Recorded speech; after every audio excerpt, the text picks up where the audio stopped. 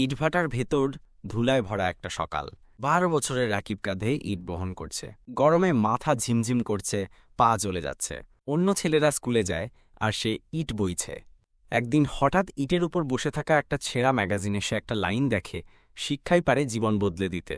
সেই লাইনটা তার বুকের ভেতর আগুন লাগিয়ে দিল। সে রাতে ঘরে গিয়ে মায়ের পায়ে ধরে বলল, আমাকে পড়তে দাও মা, আমি কিছু একটা করতে চাই। মা চোখ মুছলেন, বললেন, তোর ইচ্ছেটা যদি সত্যি হয় তাহলে আমি খেয়ে না খেয়ে হলেও তোর খরচ চালাবো। সেই শুরু। দিনে ইট ভাঙে, রাতে পড়ে, নিজের বানানো কাঠের স্লেটে অঙ্ক কষে, পুরনো খবরের কাগজের ফাঁকে ইংরাজি শেখে, আর শুধু একটা কথা ভাবে, একদিন আমি এই জীবন ভেঙে নতুন কিছু হব। সেই রাকিব একদিন কলেজে স্কলারশিপ পায়, তারপর বিশ্ববিদ্যালয়।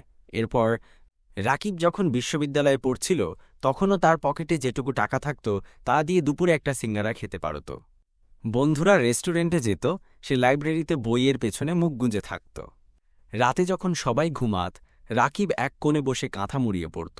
সে জানত তার জন্য কেউ কিছু রেখে যায়নি, তাকে নিজেকেই গড়ে তুলতে হবে। বছরের পর বছর পরিশ্রমের পর একদিন সে স্কলারশিপ পেল বিদেশে গবেষণার জন্য।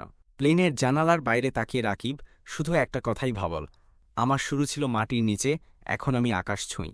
বিদেশে পড়া শেষে ভালো চাকরি পাওয়া সত্ত্বেও সে ফিরল বাংলাদেশে, কারণ সে জানত তার মতো হাজারো রাকিব আজও ইটভাটায় আটকে আছে।